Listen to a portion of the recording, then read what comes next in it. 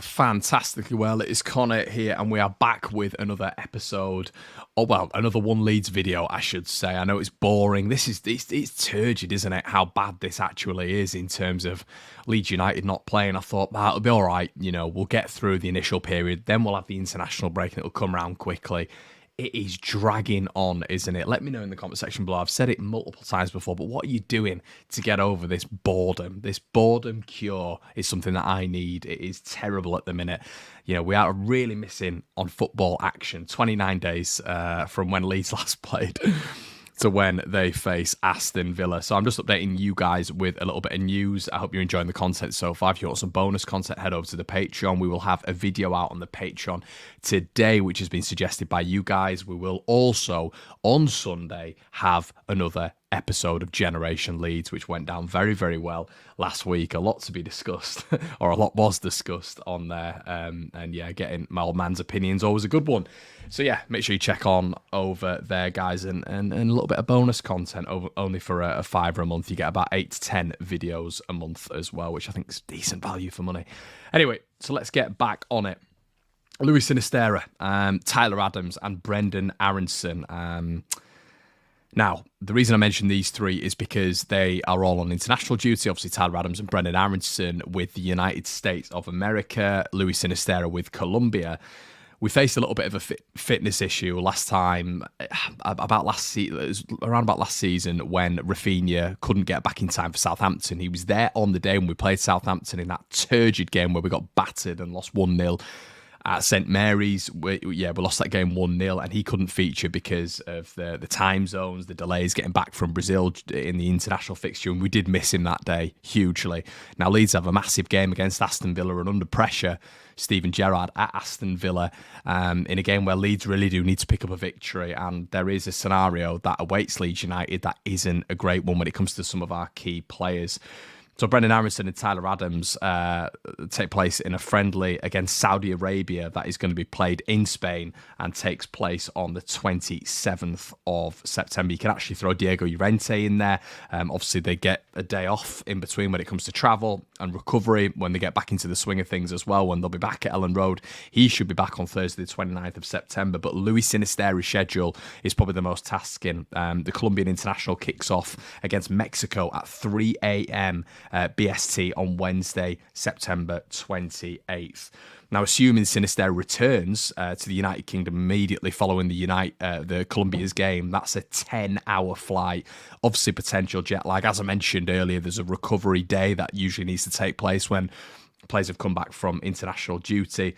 And probably the earliest they'll be back in training will be Friday, which is, 2 days before Villa come to Ellen Road. So, yeah, we've experienced this before, haven't we, with Rafinha? He was left out. Now, Sinistera being left out would be the big deal for me. I think his impact, his X factor against Aston Villa could really be something that caused them a lot of damage. As I've said to you guys before, if Sinistera wasn't to play, and let's say Aronson and Adams were fit to play, which you would assume they would be. They might be a little bit tired, but you would assume that they will be okay, even though they play in Saudi Arabia on the 27th.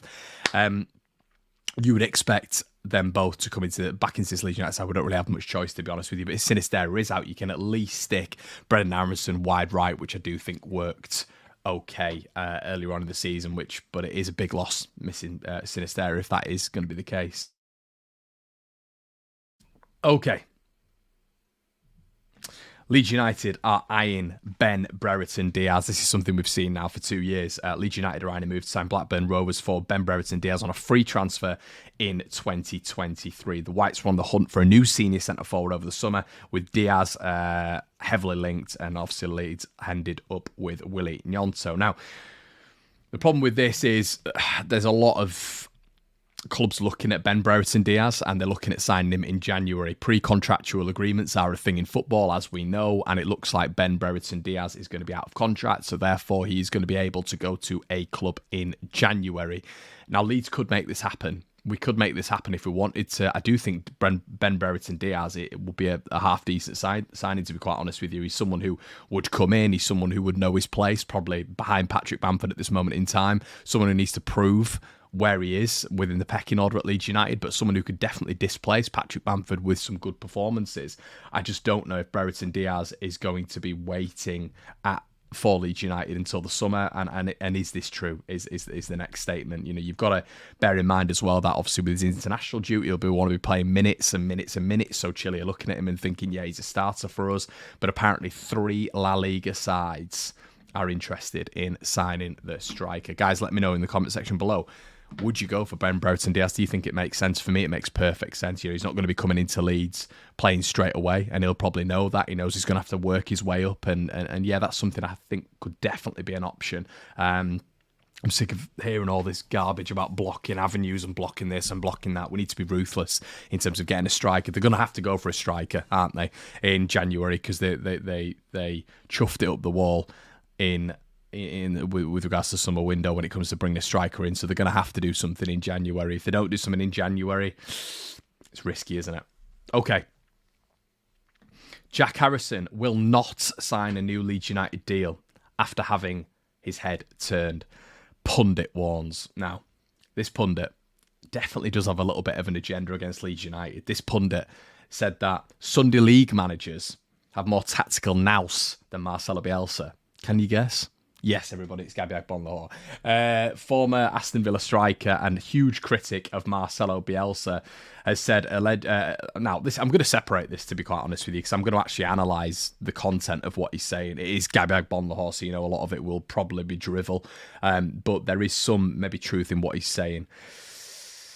So, David Ornstein, who reports for The Athletic and in sort of in line with Phil Hay, really, claimed an offer in the region of 20 million was rejected last month from Newcastle United, and then Newcastle returned with an offer in excess of 20 million. Obviously, Harrison has been on the fringes of the England side, so you do wonder if he was to move to Newcastle and they were to keep charging up the table, would that give him a bigger profile? Will Jack be thinking like that? Who knows?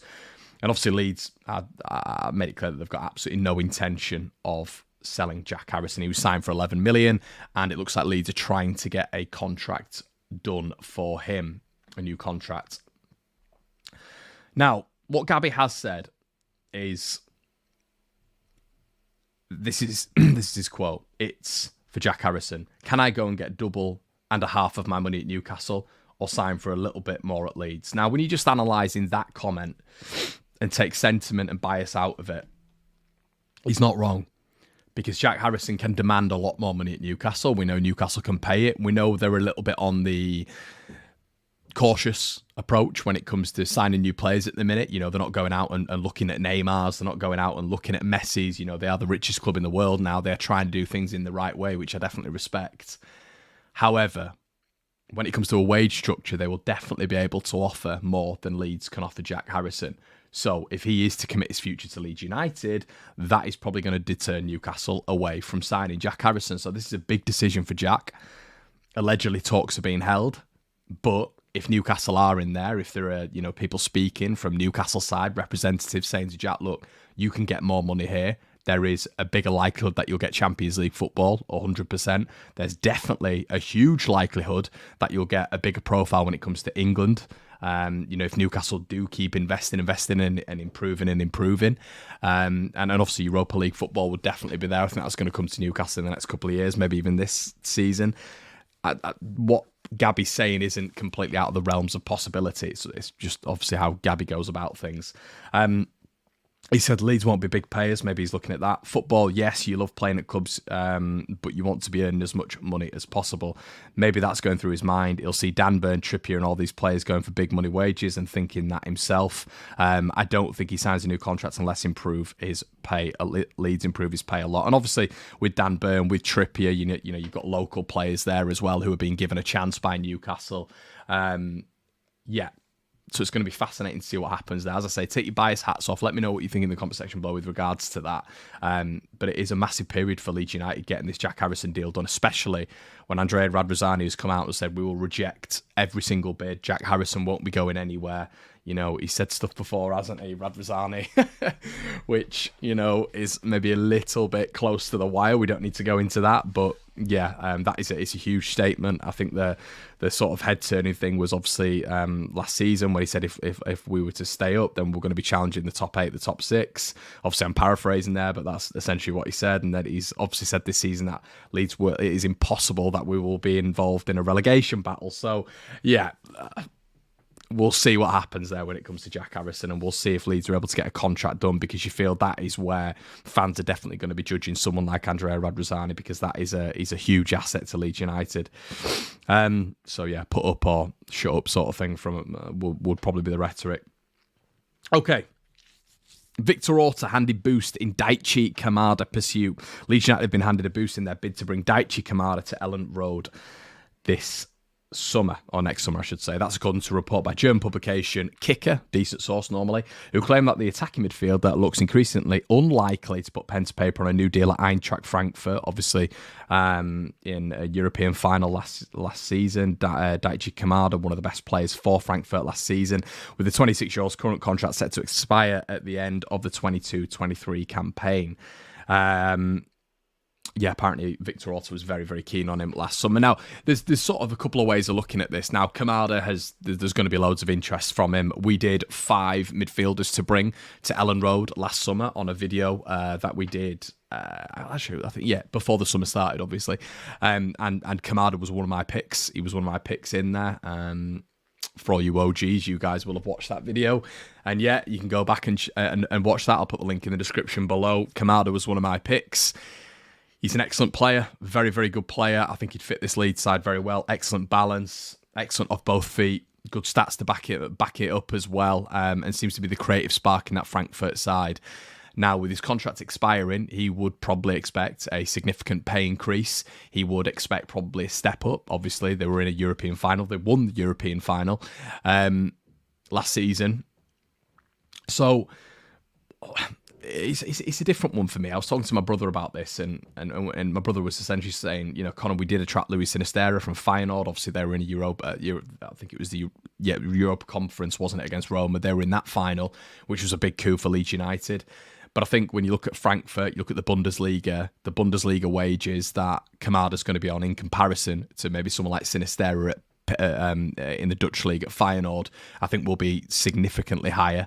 And Kamada might want to come to the Premier League, but with teams like Tottenham Hotspur, teams like Chelsea sniffing around, Leeds just don't have a chance. And I think my frustration is always there and thereabouts when it comes to the type of player that we go for, because when you look through time and you look at some of the obvious ones that we've seen over the past couple of years, where it's been Matthias Cunha, Rodrigo de Paul, Cody Gakpo, Kamada, there have always been top clubs in for these players. So what I do love is the fact that our director of football in Victor Orta is very, very ambitious, but I just don't know what we're going to be able to sell when we're coming up against these bigger clubs.